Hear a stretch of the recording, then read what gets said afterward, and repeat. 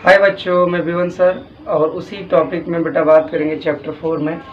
अगला टॉपिक हमारा समांतर प्लेट संधारित्र की धारिता जब उसकी प्लेटों के बीच आंशिक रूप से परावैद्युत पदार्थ रखा हो। यानी दो समांतर प्लेटें होंगी, वो समांतर प्लेटों के मध्य एक परावैद्युत पदार्थ रखा होगा। उन परावैद्युत पदार्थ को रखने पर उसकी धारिता का मान क्या निकलेगा, क्या व्यंजक होगा, उस व्यंजक को हम लोग देखते हैं। तो यहाँ पर समांतर प्लेट संधारित्र है, तो समांतर प्लेट संधारित्र आपका ये मैंने मान लिया दो प्लेटें P1 और P2 हैं जो समांतर है, जिनके बीच की दूरी जो है वो D हमने मान लिया। कितना मान लिया? D दूरी है। ये आपका D दूरी हो गया प्लेटों के बीच, और इसी के बीच में एक आंशिक रूप T मोटाई का परावैद्युत पदार्थ रख दिया हमने। कितनी मोटाई का? T मोटाई का एक परावैद्युत पदार्थ रख दिया। इसका परावैद्युतांक जो है बेटा वो हमने सपोज कर लिया कितना? K। जिसका परावैद्युतांक है वो K हो गया है, या K होता है परावैद्युतांक, ठीक है। जो माना जाता है परावैद्युतांक वो K होता है। तो यहाँ पर ये K परावैद्युतांक वाली एक पट्टी रखी गई। अगर ये धातु की प्लेट होती तो परावैद्युतांक का मान जो होता है वो बेटा शून्य होता है, इनफाइनाइट हो जाता है। शून्य नहीं बेटा, इनफाइनाइट हो जाता है, ठीक है। अगर धातु की प्लेट ये रखी जाती परावैद्युतांक, धातु की प्लेट होने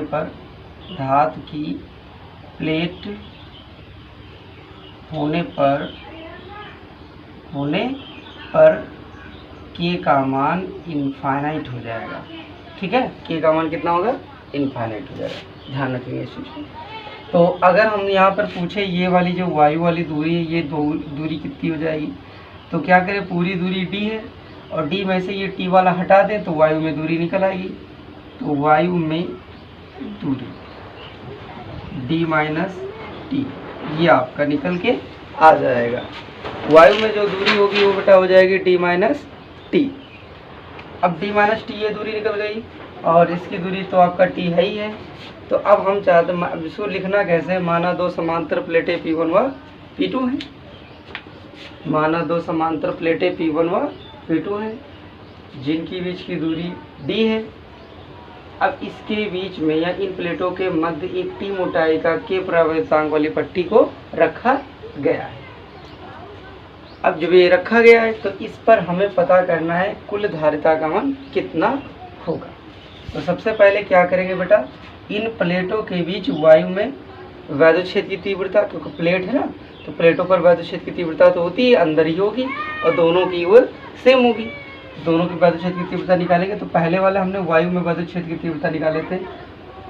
वायु में वैद्युत क्षेत्र की तीव्रता, ठीक है, प्लेटों के मध्य। तो अब यहाँ पर हमने मान लिया कि E1 है, तो E1 वायु में वैद्युत क्षेत्र की तीव्रता कितना होता है बेटा? सिग्मा बटे एप्सिलॉन नॉट। ये आपका फॉर्मूला होता है। अब सिग्मा का मान कितना होता है आप ये रखना चाहो रख सकते हो यहाँ पर। अब देखिए वायु में दूरी, तो E1 इक्वल्स टू आपका एक फॉर्मूला और E बराबर होता है V बटा D। तो वायु में हमने जो वैद्युत विभवांतर माना वो मान लिया V1 है, तो ये हो जाएगा V1, ये आपका हो जाएगा E1। और जो दूरी होगी वायु में वो कितनी हो जाएगी बेटा? D माइनस T हो जाएगा। तो E1 बराबर एक आपका ये भी निकलेगा। तो इन दोनों को बराबर कर दीजिए यहाँ पर, तो सिग्मा एप्सिलॉन नॉट E1 का मान कितना हो जाएगा बेटा? V1 बटा T माइनस T। तो B1 का मान निकाल लेते हैं बेटा। तो B1 इक्वल टू आ जाएगा सिग्मा एप्सिलॉन नॉट और ये D माइनस T इसके गुणे में हो जाएगा। ये V1 बराबर निकला हमारा। अब इसी तरीके से हमारा इस पर भी कुछ विभव होगा तो उसको निकालेंगे, तो वहाँ पर K आ जाएगा इसके गुणे में। तो सिमिलरली इसी प्रकार V2 का मान बेटा हो जाएगा सिग्मा एप्सिलॉन नॉट, वहाँ पर कितना आ जाएगा? K, क्योंकि K परावैद्युतांक पट्टी पे निकाल ले। और जो दूरी होगी बेटा वो इसकी कितनी दूरी निकल आएगी? T ना, तो यहाँ पे दूरी का मान कितना हो जाएगा? T हो जाएगा। जिस तरीके से ये लिखा है उसी तरीके से ये सिग्मा एप्सिलॉन नॉट, यहाँ पे परावैद्युतांक हो तो परावैद्युतांक, और जो दूरी थी यहाँ पे थी D माइनस T, तो इसकी दूरी कितनी हो जाएगी बेटा? T हो जाएगी। तो ये V2 का मान निकला है। तो आप कुल विभवांतर निकाल लेते हैं। तो कुल विभवांतर का मान देखिए कितना आ जाएगा, कुल परिणामी विभव, कुल परिणामी विभव। तो कुल परिणामी विभव V बराबर V1 प्लस V2।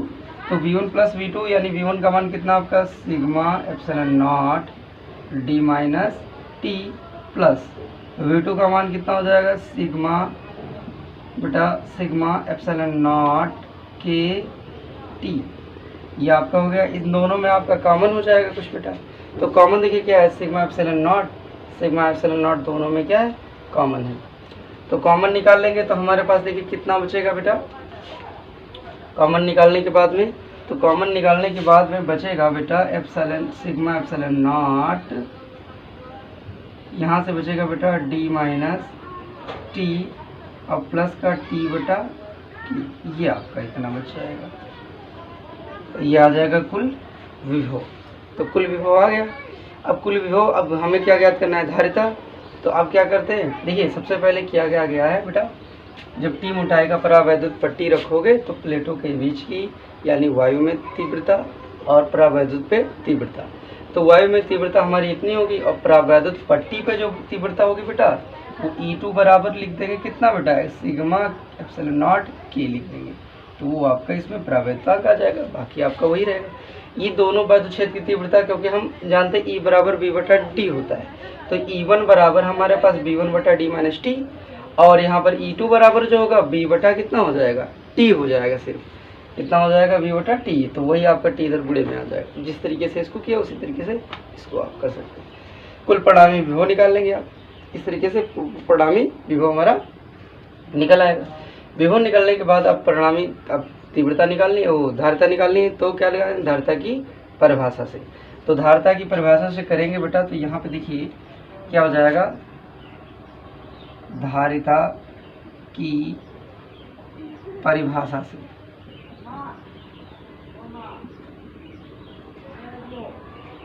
परिभाषा से करेंगे तो यहाँ पे धारिता बराबर C बराबर Q बटा V हो जाएगा।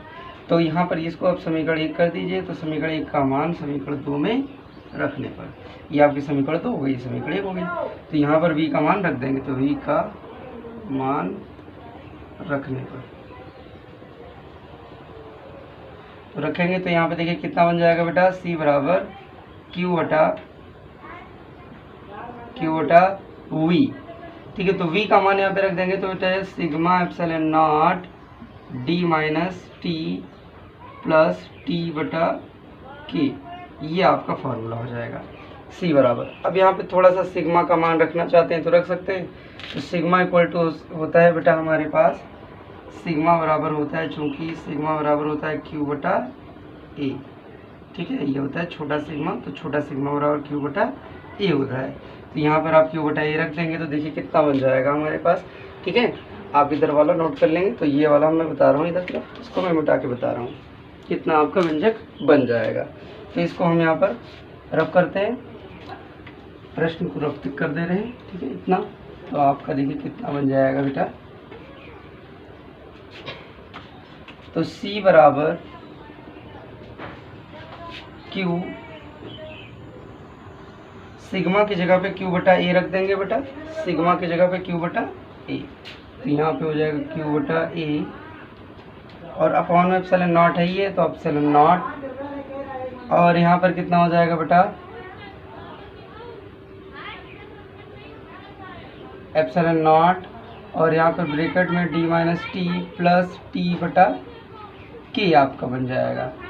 ठीक है, तो ये इतना बन जाएगा, तो Q से Q कैंसिल हो जाएगा, तो ये आपका ऊपर पहुँच जाएगा, तो epsilon not A D minus T plus T बटा के, ये हो जाएगा C। ये आपका व्यंजक पूर्ण रूप से आ जाएगा, C बराबर epsilon not A D minus T plus T बटा के। ये इस प्रकार से हमारा क्या हो जाएगा, व्यंजक आ जाएगा, धारिता का व्यंजक हो जाएगा जब टी मोटाई का कोई परावैद्युत पट्टी रखी हो तब।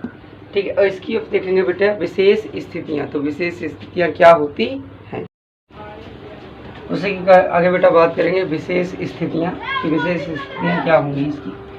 तो यदि पहली स्थिति आपकी जो फर्स्ट स्थिति में बात करना चाहता हूँ,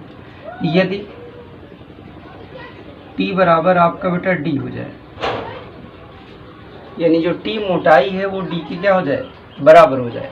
ठीक है, तो इस स्थिति में जो आपका प्रवेदांक जब टी मोटाई जो होगा डी के बराबर, मतलब ये वायु में हो जाएगा। तो या आप यहाँ पे टी रख सकते हैं, तो यहाँ पर वायु में कह सकते हैं, या पूरा प्रवेदांक भरा हुआ है। तो यहाँ पे कितना आ जाएगा, देखिए सी बराबर एप्सिलॉन नॉट ए अपॉन में यहाँ पे बेटा हो जाएगा डी माइनस डी, या आप टी बराबर आपका डी माइनस डी प्लस यहाँ पे भी हो जाएगा आपका डी बटा के। अब ये तो जीरो हो जाएगा आपका, ये के ऊपर चला जाएगा, तो क्या हो जाएगा बेटा के एप्सिलॉन नॉट ए अपॉन में डी, ये सी बराबर आपका फॉर्मूला निकल आएगा। यानी तब इस स्थिति में समांतर प्लेट की धारिता का व्यंजक प्राप्त होगा जब टी बराबर आपका डी होगा। दूसरी स्थिति की बात करते हैं बेटा कि दूसरी स्थिति क्या हो जाएगा, यदि टी बराबर जीरो हो जाए, यानी उसमें प्रवेदांक ना हो। ठीक है, ये धातु अगर यहाँ पे पूरी ये भरी गई तो आपका के गुना बन जाएगी। टी बराबर जीरो हो जाए यानी प्रवेदांक हो ही ना, तो आपका यहाँ पर व्यंजक जो बनेगा बेटा वो क्या बन जाएगा, देखिए सी बराबर उसी फॉर्मूले में पुट कर लेंगे बेटा ऊपर वाले, तो एप्सिलॉन नॉट ए बटा इसमें टी का मान जीरो कर देंगे, तो यहाँ पे डी बटेगा, ये जीरो हो जाएगा, तो सिर्फ इतना आ जाएगा, यानी उस समय आपका व्यंजक इतना हो जाएगा, सी बराबर एप्सिलॉन नॉट ए बटा डी बन जाएगा। यानी वायु में समांतर प्लेट संधारित्र की धारिता का व्यंजक प्राप्त हो जाएगा। ये कब प्राप्त होगा, जब प्रवेदांक होगा तब ये प्राप्त हो जाएगा, टी मोटाई का या डी मोटाई का। यहाँ पे आप डी भी लिख सकते हो क्योंकि टी बराबर डी है, तो यहाँ पे टी भी लिख सकते हैं। ठीक है, तो इस तरीके से हो जाएगा। थर्ड केसेस सबकी आपकी बात करते हैं, अगर यदि धातु की प्लेट जो प्रवेदांक हो वो धातु का हो पूरा पूरा, यानी के बराबर क्या हो जाए आपका इनफाइनाइट होगा। कौन सा केस बनेगा, यानी जो प्रवेदांक है वो यहाँ पर जो पट्टी रखी गई वो धातु की प्लेट की रखी गई। अगर धातु की प्लेट रखी जाएगी तो वहाँ पर क्या हो जाएगा, जो के का मान होगा वो इनफाइनाइट हो जाएगा। तो के का इनफाइनाइट रखेंगे तो सी बराबर कितना बन जाएगा बेटा, एप्सिलॉन नॉट ए बटे डी माइनस टी प्लस और यहाँ पे टी अपॉन के का मान इनफाइनाइट में रख देंगे, तो ये आपका जीरो हो जाएगा। तो यहाँ पर एप्सिलॉन नॉट ए बटा बचेगा डी माइनस टी, यानी ये हमारा व्यंजक प्राप्त हो जाएगा। सी बराबर एप्सिलॉन नॉट ए बटा डी माइनस टी प्राप्त होगा थर्ड केस में।